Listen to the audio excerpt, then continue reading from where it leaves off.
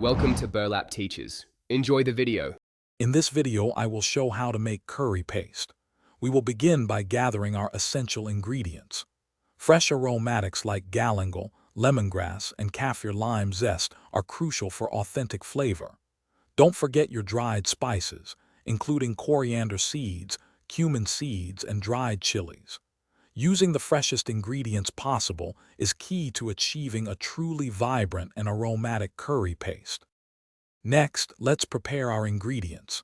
Toast whole spices like coriander and cumin seeds in a dry pan over medium heat for about 2 minutes until they become wonderfully fragrant. Remember to soak your dried chilies in hot water for approximately 20 minutes. This softens them, making them easier to grind.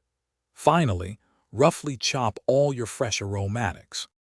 Now, it's time to transform these ingredients into a paste. For the most authentic texture and deepest flavor, a mortar and pestle is ideal, requiring about 15 to 20 minutes of effort. If time is short, a food processor works wonderfully, creating a smooth paste in just a few minutes.